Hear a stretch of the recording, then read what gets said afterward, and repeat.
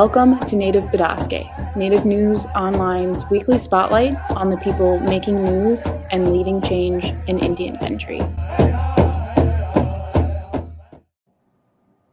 Welcome to another episode of Native Bidaské.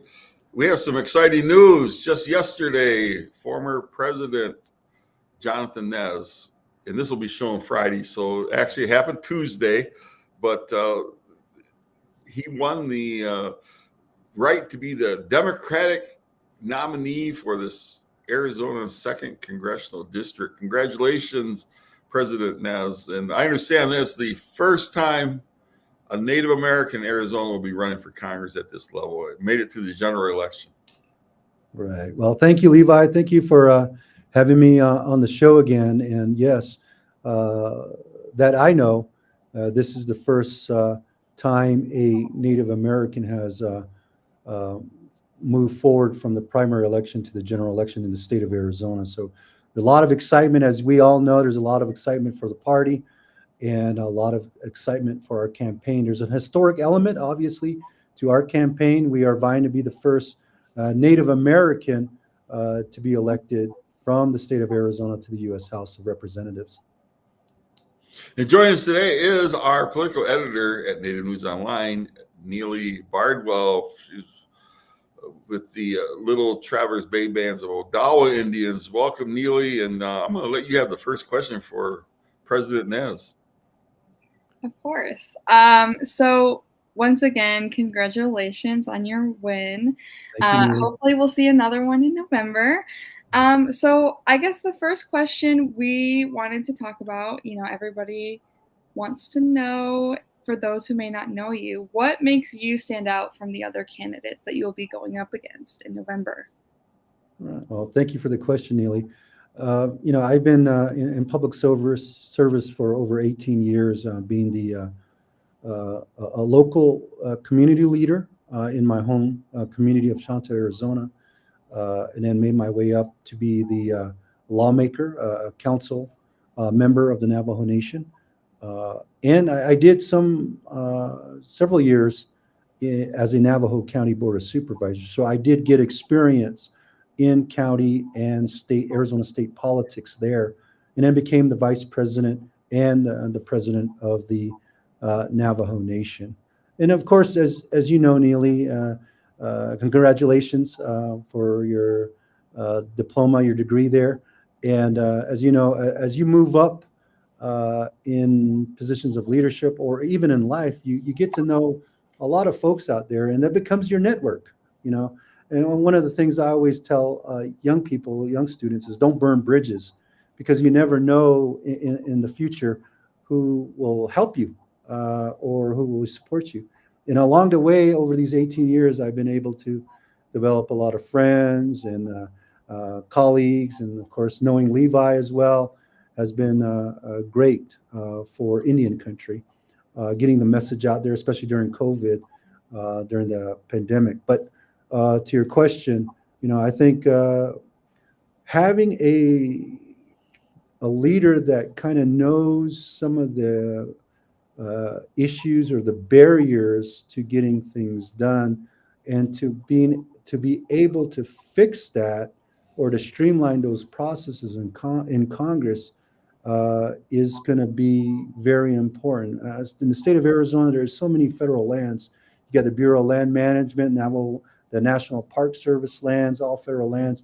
And sometimes communities, I'll give you an example, Flagstaff, Prescott Valley, and others are surrounded by federal lands. And in order for things to get from one point into the community, you have to know how to deal with the bureaucracy.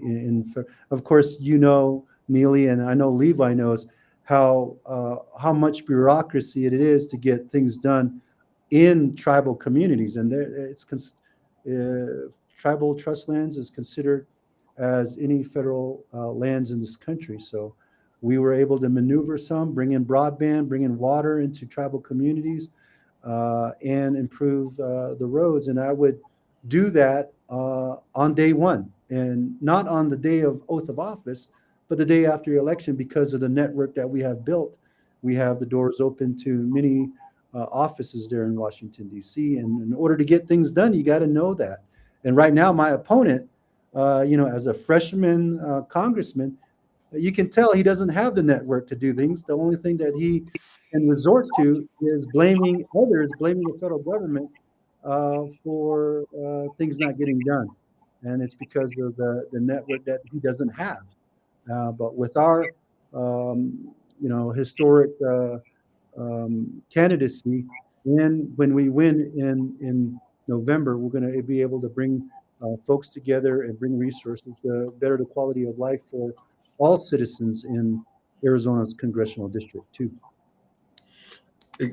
President Nez, can you kind of describe for the viewers and for those who may want to support you from outside the district, and I know you can accept campaign contributions, but give them a feel for that district. It's a huge, geographically, it's one of the largest in the country, as I recall. Right. It's over 58,000 square miles. When I was the president of the Navajo Nation, I used to tell people Navajo is 27,000 square miles. So this is twice the size of the Navajo Nation, very diverse, very rural. It's 60% of the state of Arizona. Wow.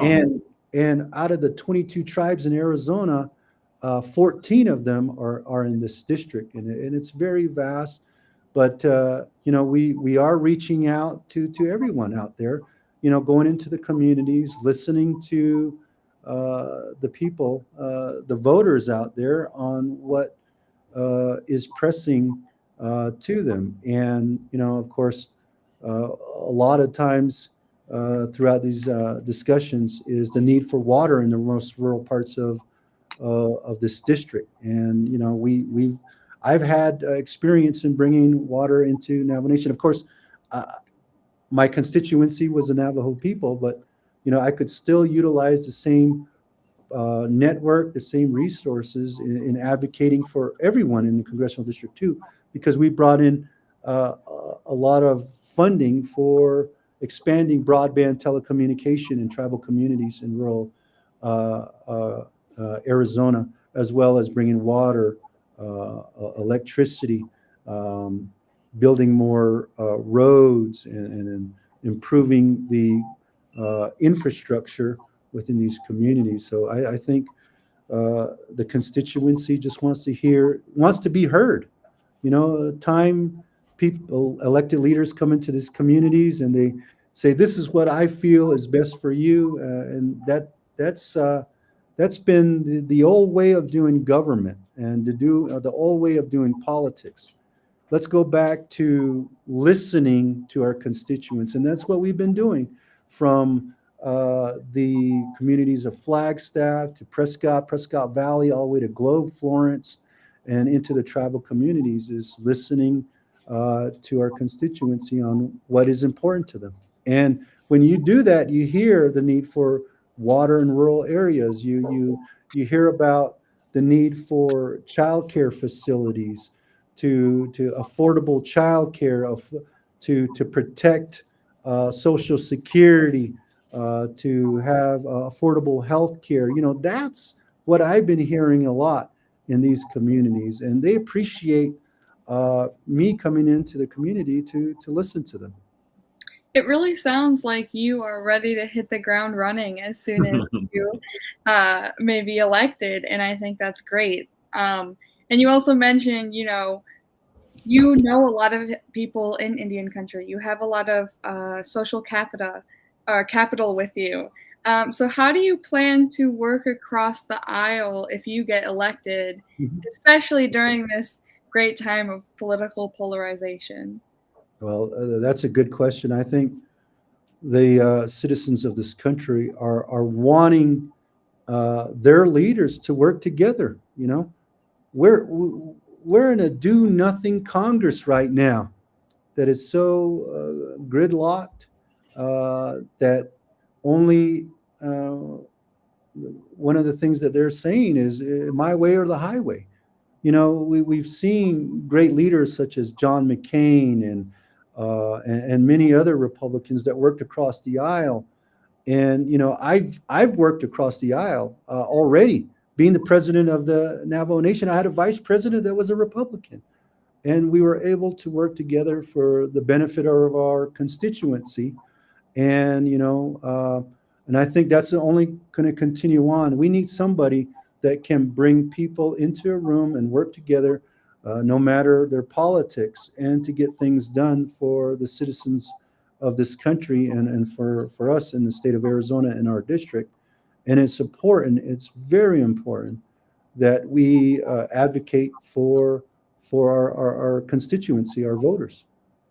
And President Ness, I actually had the opportunity to spend some time with former Vice President Leiser over in Milwaukee, and Native News Online is covering both the Republican and Democratic conventions this year, and so and he actually was one of the few Native Americans there at the Republican convention, and I was in search of delegates. I had a hard time finding one who were Native, in fact, but I understand there's at least 80 going to represent Indian country, the Democratic, so I kind of laugh about it. But I had a chance to talk to him, and he has fond memories of working with you, and especially you two both had to navigate the pandemic, and so you had to work both sides of the aisles back then. So I was really impressed with that. Back to the 14 tribes. It might be a little hard question, but I think it's worth asking so that people in Indian country really understand what kind of man you are and how you would deal with it. Are there any situations where sometimes tribes butt heads to the extent that one might be for coal mining, the other one may not be? Is there anything among the Arizona tribes that you'd have a hard time supporting? Maybe something that they'd want done from the federal government? And have you thought about that? Are there any issues that come to mind? Well, Levi, as you know, there are over 500 tribes in the United States, and not every one of them is the same. Correct. They're unique. The Navajo Nation, you got the Hopi tribe right in the middle. Of course, they've got their differences, but then many of them do have some similarities. Mm-hmm. And I think one of the similarities that we can first tackle is the bureaucracy and the red tape that hinders development in Indian country. As non-natives know, when they come into a reservation, they see an area that lacks development. Of course, in Indian country, we got to balance development with, keeping our area pristine, also listening to our elders to where it's not just gets overdeveloped. But at the same time, there is development that needs to be done. And sometimes we have to butt heads with the federal government, the Department of Interior, the BIA, the US EPA, US Department of Transportation. But I think here, being a former tribal leader, having that experience and knowing some of these federal regulations and policies that hinder economic and community development, we can start on day one, like I was saying, to start streamlining some of these policies and regulations that hinder development. And sometimes it doesn't have to be a law change in Congress. It could be just like we've done with Secretary Holland, working with her, and she can be able to do secretarial orders to streamline some of the process. And it's just knowing those individuals in positions of leadership. With Pete Buttigieg at the U.S. Department of Transportation, we were able to streamline the processes to build roads, and also right along the road infrastructure, road right-of-way, to put water lines and electricity lines, rather than going back and forth saying, we need a right-of-way for water, we need a right-of-way for electricity and improving the roads, where it can all be consolidated into one infrastructure zone for tribal communities. And like I was saying earlier, it will not just help tribes in Arizona, it will help all the tribes throughout the United States. And I think here's an opportunity for all of us to change the course and the direction of Indian country for the better, so that we can be able to build a building, a facility quicker, just like they build facilities off of tribal lands. it shouldn't take months. It shouldn't take years to build facilities in Indian country. So I think that's an opportunity that we have with our candidacy to have a former tribal leader being in Congress that knows these the red tape and the barriers. I want to correction before I turn it back to Neely. I call it white tape, but go ahead, Neely. Yeah, so oftentimes it starts, natives, in India, across Indian country often feel like our issues aren't heard by, Congress. So what would you do to help bring Native issues to the forefront if you were to make it to Congress? Another good question, Neely. I think it's already happening, with the elections and the big turnouts in tribal communities for the state and federal elections. Just look at Arizona, for example. 4 years ago, Native Americans came out in big numbers to vote for their choice and to push back on an ideology that is very divisive. 2 years ago, who would have known that the state would change from one party to the next, and not just the governorship, but also the Secretary of State and the Attorney General. So Arizona voters are very smart. They know that the ideology that is out there that is hurting our country has no place in Arizona. And I think with that, my opponent is right in line with that ideology. And it's very divisive. And we don't need division in our country. We need to come together to make sure we address the needs in our communities. And that's what I would do, again, on day one. And one of the examples I want to share with you is the enormous support that we are getting into our campaign all across the country. Tribal communities tribal nations giving to our campaign, endorsements from the Northwest tribes all the way down and even into Louisiana. Of course, our tribes in Arizona as well. And the excitement we see in this race is evident in how much dollars we have raised lately. The past quarter from April 1st to June 30th, we've raised over $606,000.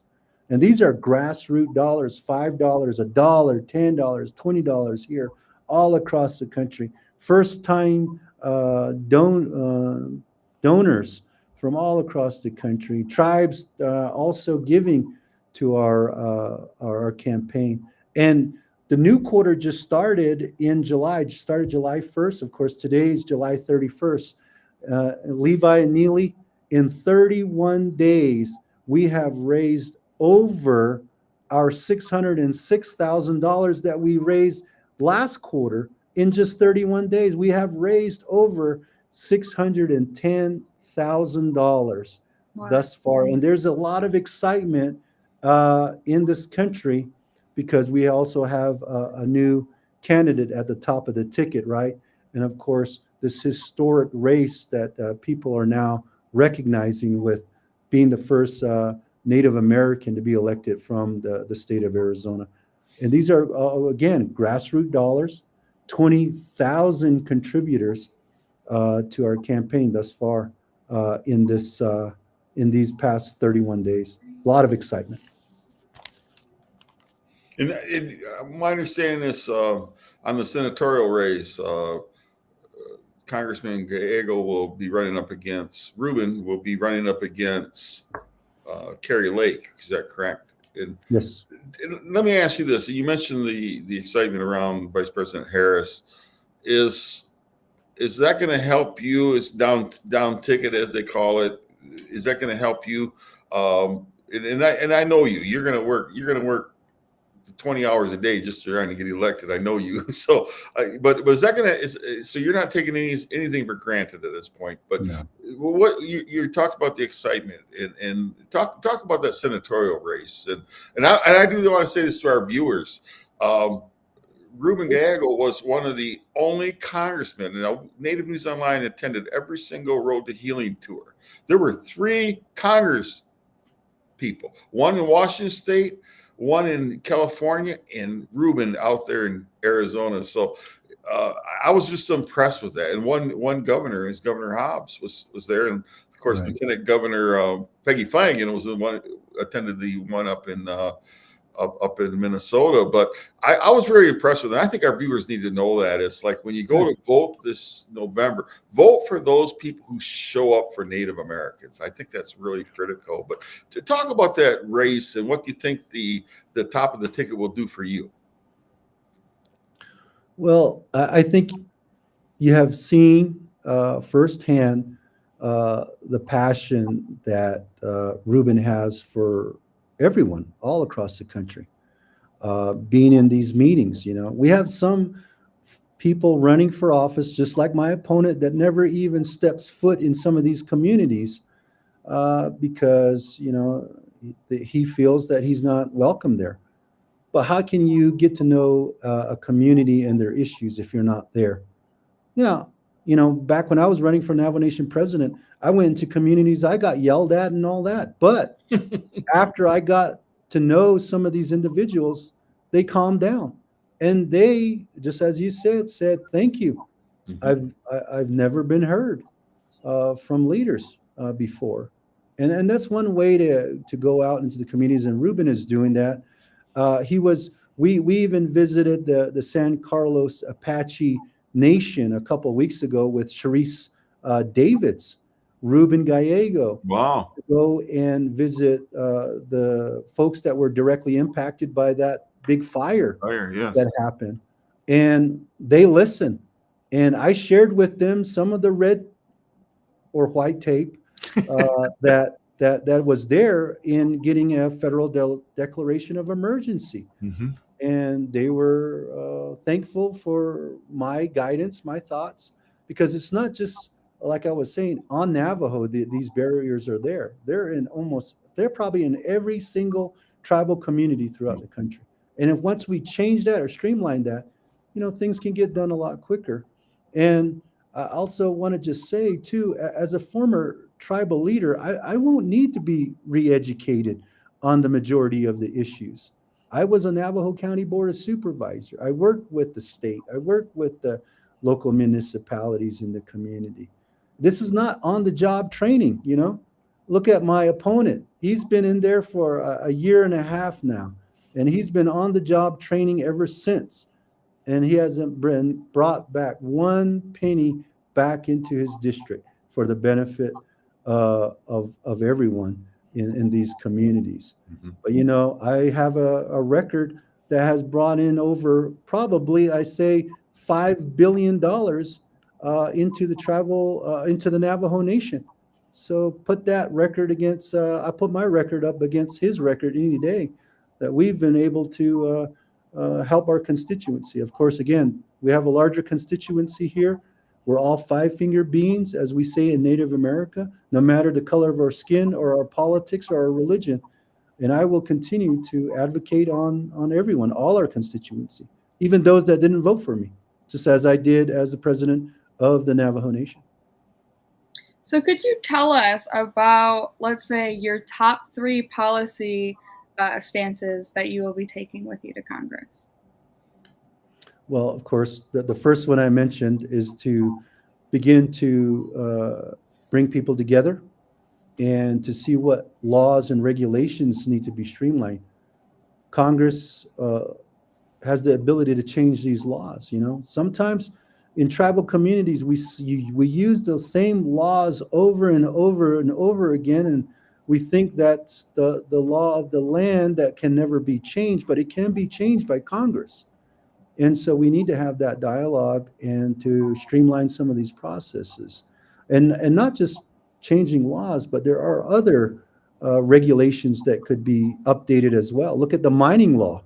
That's over an archaic 1800 mining law, and that hinders tribal communities to use their own resources, their own sand, their own gravel to put on and to build roads. It shouldn't take $2 to $3 million to pave 1 mile of road. And that's what we have to go through in tribal communities, where we can utilize our own resources in our community to better the quality of life, as I said.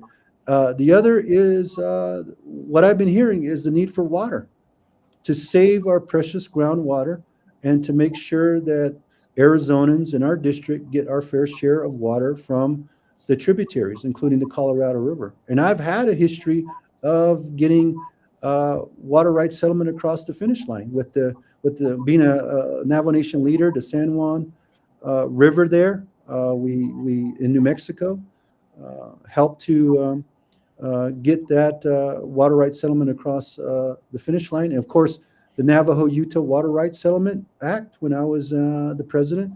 One of the provisions I want to highlight there that we advocated for is the waters that we're able to get, the acre feet of water that the tribes get.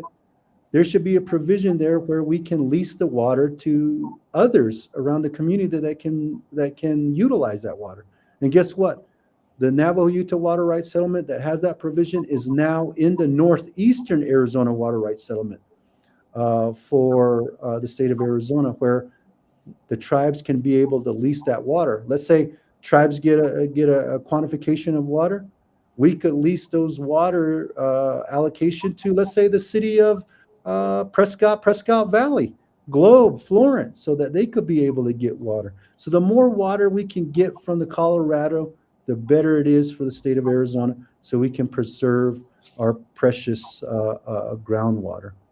The third thing would be just to make sure that we protect the health care that is there for our people.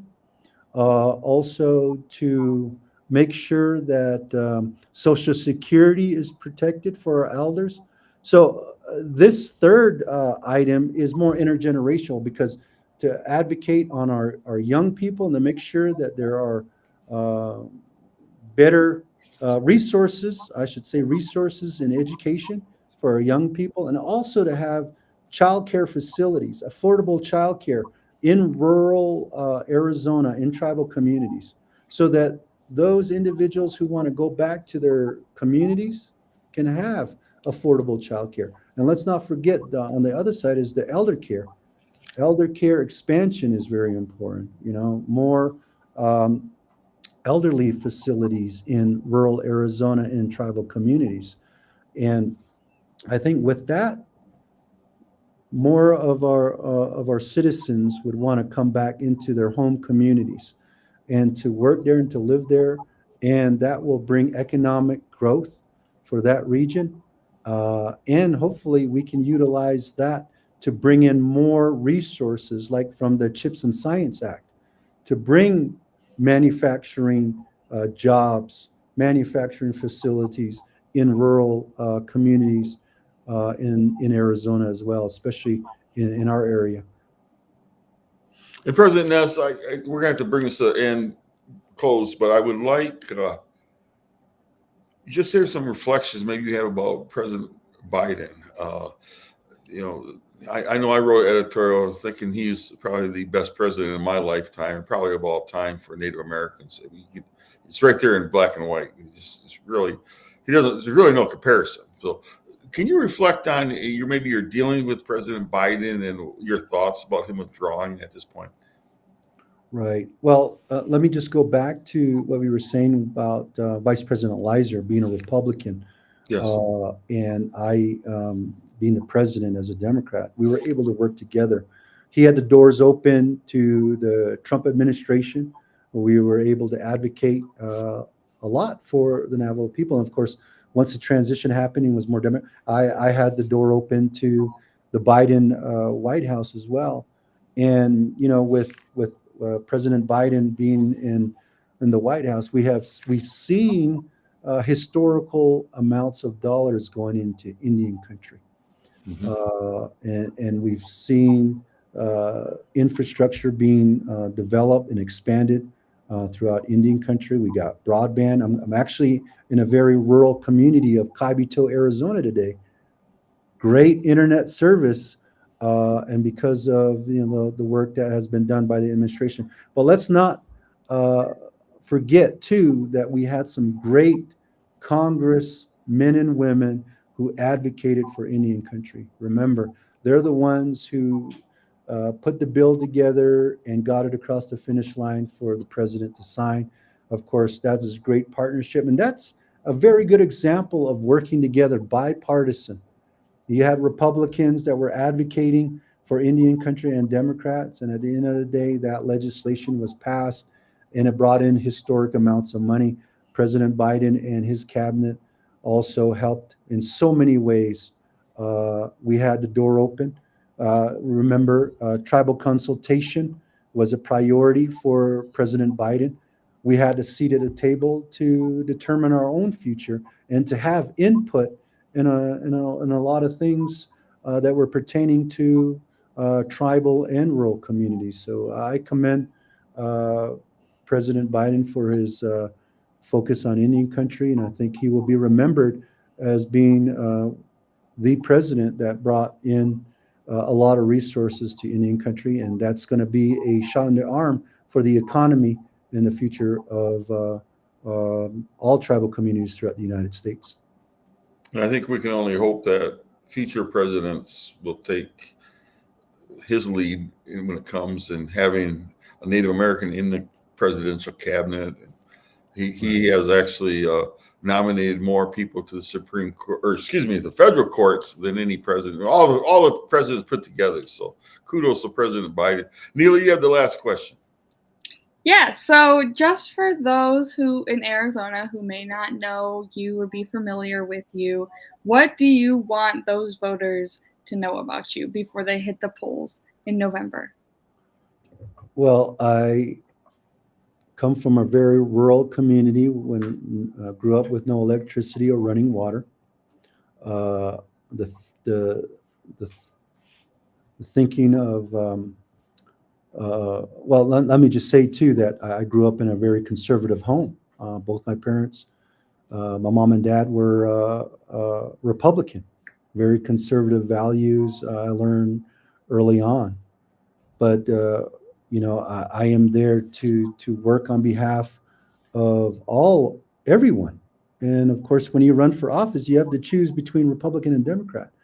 But at the end of the day, I'm going to be continuing to advocate for everyone in our district. And so I know some of those values, that bootstrap mentality. I'm the first person in my family to get a college education and get a master's in public administration as well. And I worked my way up. I didn't jump to the top. I didn't say, woke up one day and say, I'm going to be the president of the Navajo Nation. No, I worked from the community level, and the constituents are the ones who kept saying, you need to move up, you need to move up. And heeding to those words, I was able to rise to being the president of the Navajo Nation. And now, of course, I transitioned out of the Navajo Nation government. I thought I was out of politics. And again, the constituents, the voters, the people in Flagstaff, Arizona, and the surrounding community said, President Nez, please consider running for Congress. You are probably the one that can give us a best shot to flip this. And it's very important that we are able to have an advocate, a person in Congress. Congress should look like America, the diversity of America. And to be the first Native American to be elected from the state of Arizona will be historic, and also would also have me advocate on the first peoples of this country, and maybe give a different worldview, a different perspective to those committees and to Congress. And we have been here since time immemorial, and we're still going to be here. We're resilient, and we ask that you, if you're interested in this campaign, to join us. We're at jonathannez.com, and there's a lot of opportunities in our campaign. And if you want as well, we can come into those tribal communities and visit your tribal council and tribal communities. We've done that from the Karuk tribe, where we got their endorsement in Oregon, all the way down to Tohono O'odham Nation, getting their endorsement as well, and many others in between all across the country. So we look forward to being a representative for all people as their Arizona's second congressional district representative. And we've been talking with Jonathan Nez, who is the Democratic nominee for the Arizona's second congressional district, and he will face off against incumbent Eli Crane in November 5th, same day as the presidential election, the general election. And thank you so much, Mr. President. We appreciate having you on. We always have enjoyed our friendship, and good luck in your endeavors. And hopefully we'll have you back on once or twice more. And if there's any issues that are real pressing, feel free to call us and we will get you back on Native Bidaské. And to our viewers, Chi Miigwech, for tuning in to another edition of Native Bidaské. If you haven't registered to vote, please do that and go to the state's website, Secretary of State, whatever state you're in, and figure out how to register and learn how to use an absentee ballot. If you're having problems, get into the polls. Native News Online, we are a strong supporter of Native Americans voting in this election. And so we'll be back next week with another important guest. So Chi Miigwech, be safe. In the meantime, young ones, hug your elders, take care of, spread the love in Indian country. Chi Miigwech. If you appreciate what we do here at Native News Online, we invite you to donate to support our continued work covering Indian country. You can scan this code with your smartphone or go to the link located below this video to donate today. We greatly appreciate your support. Please be sure to subscribe to our YouTube channel and follow us on Twitter, Facebook, and Instagram. And be sure to scan this code or go to the link below to subscribe to our newsletter.